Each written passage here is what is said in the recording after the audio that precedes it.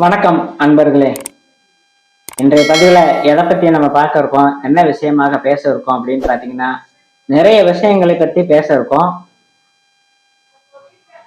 நம் குடியில் வரக்கூடிய அன்பரினுடைய ஒரு கேள்விக்கு தான் இன்னைக்கு ஒரு பதில சொல்ல இருக்கோம்.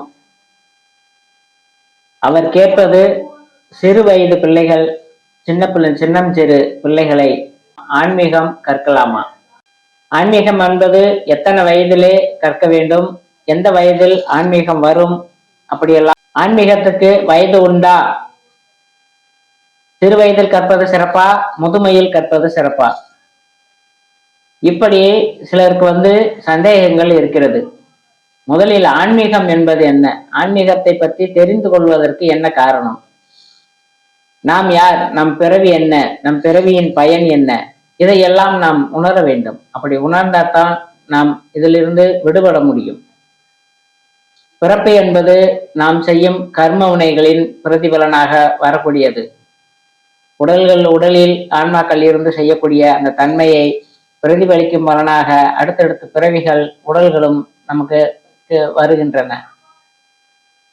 சிறுவயது என்பது கற்கக்கூடிய பருவங்கள். ஒரு விஷயத்தை தெரிந்து கொண்டால் அதை பிடித்து நடக்கக்கூடிய காலங்கள். சிறுவயதில் கற்பதுதான் சிறப்பு.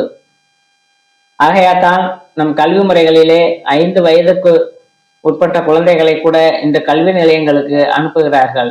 அந்த காலங்களிலே ஒரு குழந்தை பேச ஆரம்பித்து விட்டாலோ, நடக்க ஆரம்பித்து விட்டாலோ, குருகுலம் என்கின்ற அந்த குருகுலத்திலே கொண்டு விட்டு விடுவார்கள். குருகுலம் என்பது அனைத்து கல்வி நிலைகளையும், வாழ்க்கை முறைகளையும், ஆன்மீகமும் சம்பந்தப்பட்ட அத்தனை விஷயங்களையும் குருமார்களாக இருந்து 12 வருட குருகுல வாசம் என்று சொல்லுவார்கள். அப்படி அக்காலங்களிலே குருகளிடம் கொண்டு பிள்ளைகளை விட்டு வந்து விடுவார்கள். அந்த பிள்ளைகள் பாடம் படித்து அனைத்தும் கற்கும் வரை குருவின் ஆசிரமத்திலே இருந்து குரு சொல்படியே நடந்து வரும்.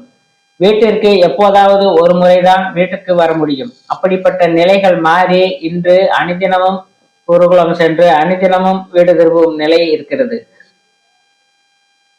சிறு வயதிலே ஒரு குருகுலத்தில் இருந்தால் அனைத்து விஷயங்களையும் அறிந்து கொள்ளும் நிலை கிடைக்கும்.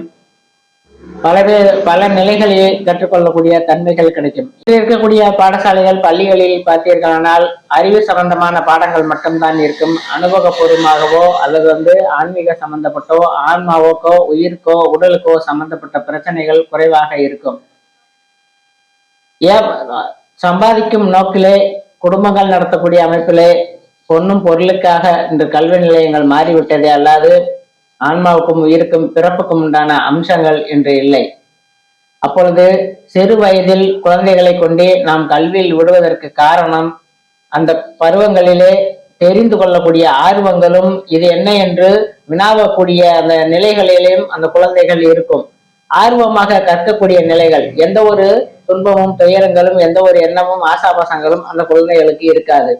அப்படிப்பட்ட நிலையிலே நாம் அதை செய்யும் போது அந்த குழந்தைகள் பூர்ணமாக அதை கற்றுக்கொள்ளக்கூடிய நிலைகள் கிடைக்கும். அந்த பிஞ்சு குழந்தைகள் எதுவும் அறியாத நிலைகளிலே எதை சொல்லுகிறோமோ அதை பற்றி கொள்ளும்.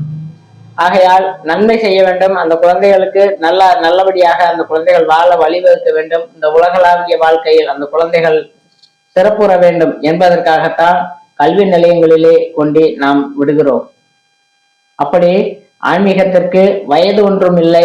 எந்த வயதில் வேண்டாலும் ஆன்மீகம் வரலாம். 2 வயது குழந்தை கூட ஞானம் பேசக்கூடிய அளவிலே இருக்கும்.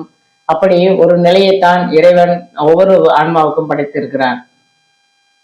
முன் செய்த கர்மவினையின் பலனாக கஷ்டங்களையும் துன்பங்களையும் அனுபவிப்பது போல் அவரவர் செய்த புண்ணியத்துக்கு ஏற்றா போல் நல்ல பிறவிகளும் நல்ல நிலைகளும் கிடைக்கும். அப்படிப்பட்ட நிலைகள் கிடைக்கின்ற ஒரு சில குழந்தைகள் சிறு வயதிலேயே அனைத்து ஞான சக்தியையும் பெற்று பெரியவர்களுக்கு கூட பாடம் புகட்டும் அளவிலே வந்து நிற்கும். அப்படிப்பட்ட நிலைகளும் உண்டு.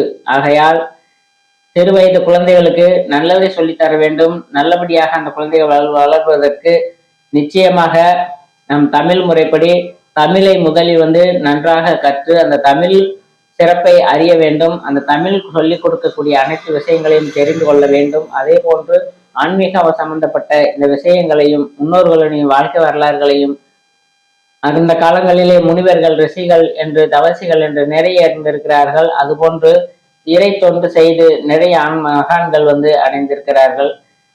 அப்படிப்பட்ட நிலையில் உள்ளவர்களின் வாழ்க்கை வரலாறுகளையும் தெரிந்து வாழ்க்கை முறைகளையும் தெரிந்து கொண்டு சத்தியம் தர்மம் என்கின்ற அந்த கடமை கண்ணியம் கட்டுப்பாடு என்கின்ற அந்த நிலைகளை கொண்டு ஒரு குழந்தைக்கு நாம் சொல்லிக் கொடுத்து வளர்த்தோமானால் சிறு வயதிலிருந்து அது வாலிப வயது வரும் வரை கற்க வேண்டும். அந்த வாலிப வயது வரும்போது அந்த நிலைகள் குழப்பங்கள் பிரச்சனைகளை உருவாக்கும்.